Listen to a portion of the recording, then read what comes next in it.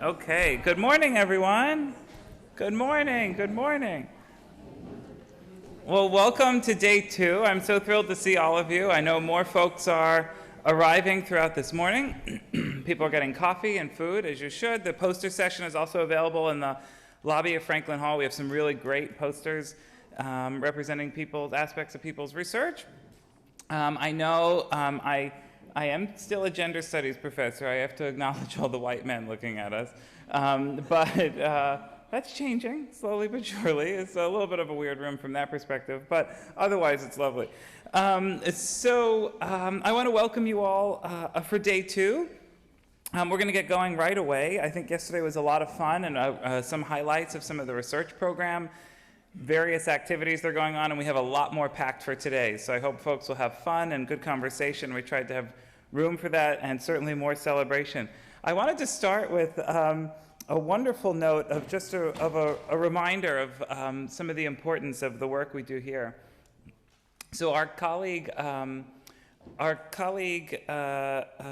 Amaro-Kopp, where are you? Where is Dinah? There you go. Thanks, Dinah.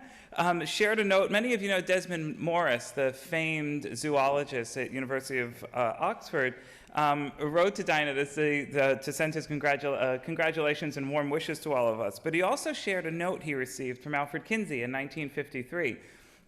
Many of you know Morris is famed for his Morris is currently 94. He's famed for his 1967 book, The Naked Ape. And in the note from Dr. Kinsey, Kinsey wrote, well, first he thanked him for sending him materials on the homosexuality and the stickleback fish, but then went on to say, except for your use of the terms normal and abnormal and your functional explanation of homosexuality, I think you and we agree on the basic physiology which is involved. And it's such a great reminder. The other great reminder is that Alice Withrow Field was on the masthead of the Institute in the early 1950s. So 2 things that I think reminds me about Kinsey. One was he was remarkably inclusive way before his time, and that's something that we continue to aspire to today. But the other is the notion of the question of, am I normal? All of us in the field hear it every day, multiple times a day. And it's something that we continue to pursue, but to destigmatize that notion of there's a sort of a normal or an abnormal outside. I know there's some statisticians in the room. There's a certain use in their world, but it's a good reminder. So with that, I just want to welcome you for day 2, and thank you, Dinah, for sharing Desmond's warm wishes. Dr. Jessica Hilley, the Assistant Director for Education and Clinical Assistant Professor at the Kinsey Institute, is going to introduce our first speaker, our friend Susan Stirratz.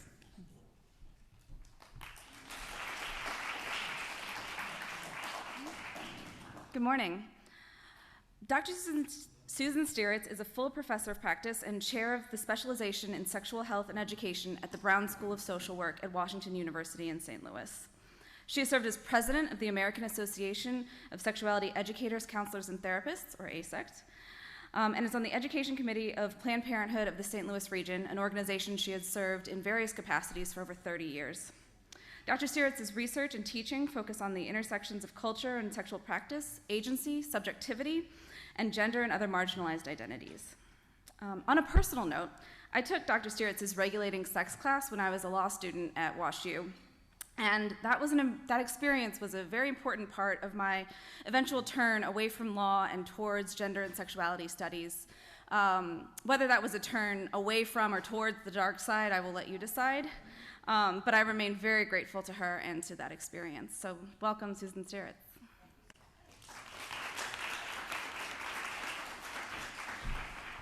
Thanks, Jessica. Hello, everybody. So good to see you so early this morning. I drove 5 hours because I took the wrong road to get here, but I would have driven many more to be here. I consider the Kinsey the mecca for sex professionals of all sorts. And I'm just so grateful for the impressive, unique, and generative model of thriving sex research for 75 years in a country at war with sex. The Kinsey Institute has not only continued its founder's passion to center sexuality in the study of human being, but has succeeded in keeping the work current, curious, courageous, and relevant. The Kinsey is like a pilgrimage site for scholars and practitioners dedicated to expanding understanding the erotic. Thanks to work at the Kinsey and the leadership it gives the world, Many are more tolerant, even compassionate, knowing the wide discrepancies between social expectations for sexual decorum and actual human sexual conduct. It's normal. An awareness that wide human sexual diversities are normal is a force for peace on macro as well as micro levels. Personally, I'm grateful how the Institute is built on Kinsey's legacy. Your success has helped restore the reputation of my own university's sex research lessons, William Masters and Virginia Johnson. Masters and Johnson were successful in conducting clinical sex research, partly because they tailored their aspirations and careers to parallel Kinsey's. They just studied his biography, they studied everything he did, and they tried to follow that. Thomas Mayer, Masters and Johnson's biographer, wrote the Masters of Success and the scripts for the TV series. Writes that Bill Masters decided questions he had about how to attain his life's goal to be a sex researcher like Kinsey during his early years by asking himself, what would Kinsey have done? It must have been a wise plan because Masters and Johnson's sexual expertise and celebrity popularity earned them a Time magazine cover in 1970. Unfortunately, a lot of times sex celebrity slides down into sex, what would you call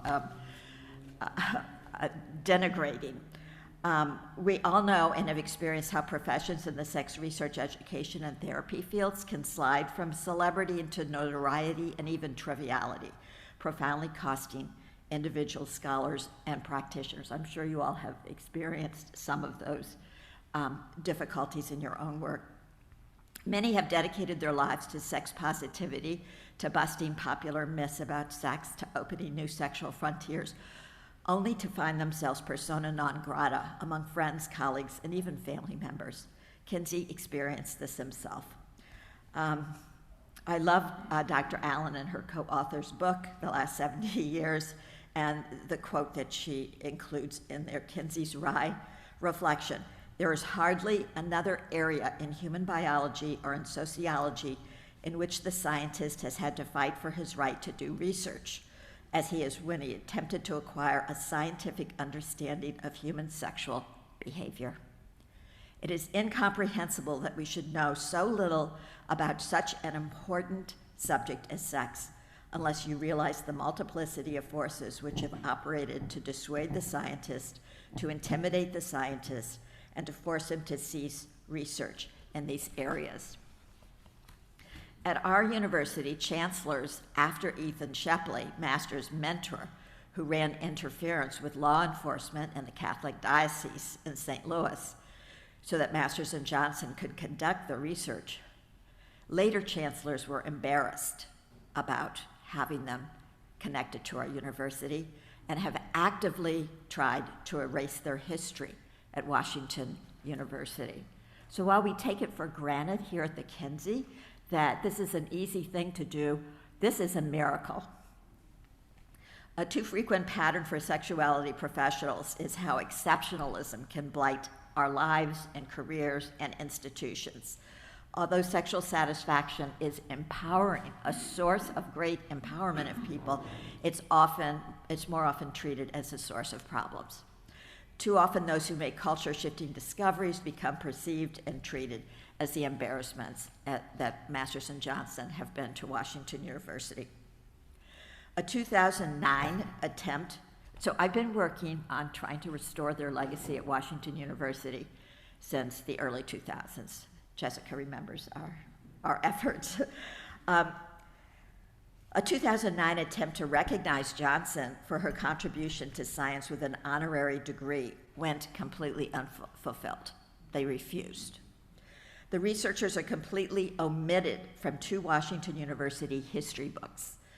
Their 2003, Beginning a Great Work, Washington University in St. Louis, 1853 to 2003, and 1906's Washington University in St. Louis, a history, nary a mention of Masters and Johnson. After Virginia Johnson's death in 2003, right after the day that she died, I called him and I said, now is the time to make a statement about Masters and Johnson and the incredible contributions they have made. Not a word.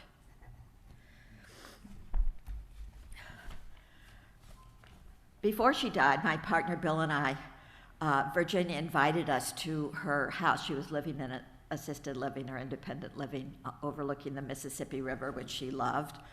And she invited us, and we had a 3-hour lunch with her.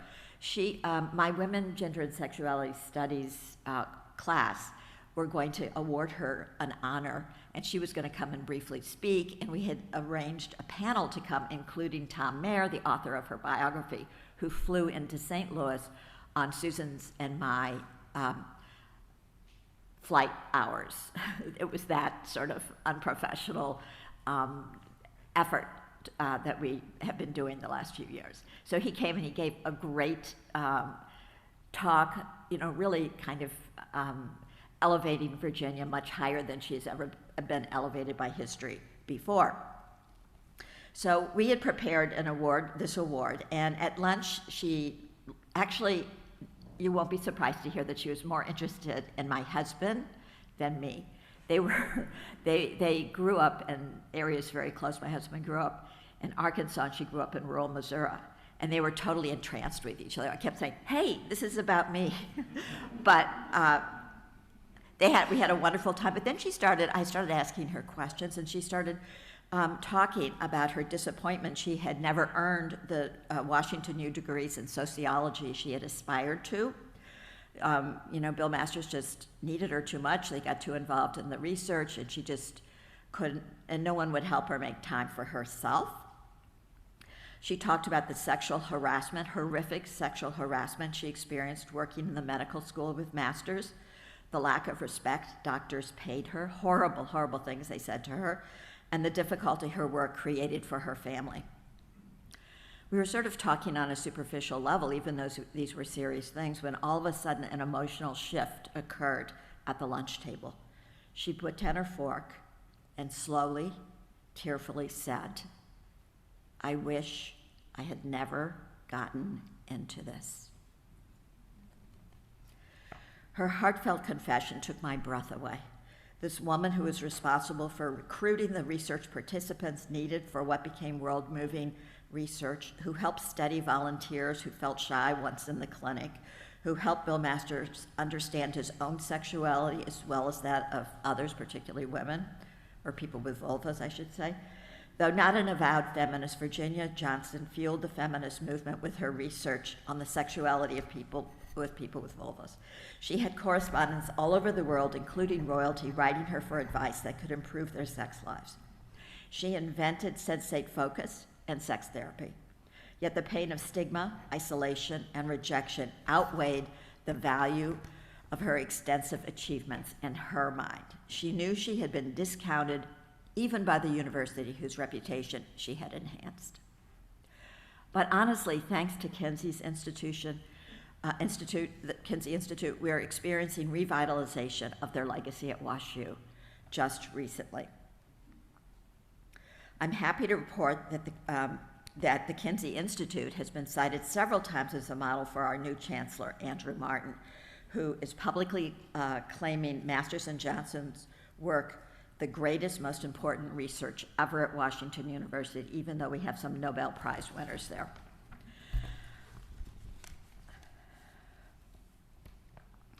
Four years ago, our provost gave us an annual Masters and Johnson lecture. We've had Leonore Tiefer, Donna Oriowo, Erica Hart, and Alok Vedanan speak for us to overflowing crowds. This year, the director of St. Louis's Health Department, Dr. Mati Halachwayo Davis, who is courageously speaking out on behalf of St. Louis young people's rights to comprehensive sex education and better access to contraception and other sexual health services, is our honoree. The St. Louis Public Schools have an abstinence-only policy and do not offer 1 penny of sex education to their 24,000 students. Although St. Louis is among the top U.S. cities with the highest teen STI, unplanned pregnancy, and gun violence rates in the nation. Always gets a #1 accolade for that every year. This past May, the Brown School inaugurated Jeremy Goldbach as our first Masters and Johnson Distinguished Professor of Sexual Health and Education. An incredible boon for our whole organization, and I think for the future of sexual studies in our country. And recently they launched a search for our first Audre Lorde Distinguished Professor of Sexual Health and Education.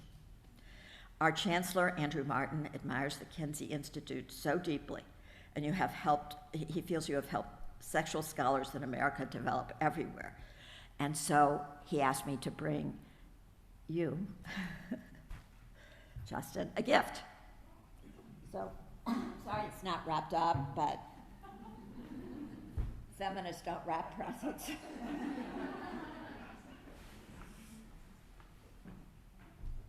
Oh my gosh, this is gorgeous. And why don't you read what it says? Okay, so it says, oh, this is beautiful. Can we drink from this? Congratulations on 75 years of path-breaking research on human sexuality and relationships. Thank you, Susan. I do notice that it's kind of a phallic shape, but I wasn't consulted. He picked it out himself. I thought you picked that. No, actually, I didn't. Thank you so Yeah, much. so congratulations. This is such an honor. Thank you. Yeah. We hope you can put it someplace where, now we feel we have a presence here, Yeah, and we hope for much more. I think, Liana, we know where to put this, right? Yeah, we have a space for this. Thank you. Thank you very much. Oh.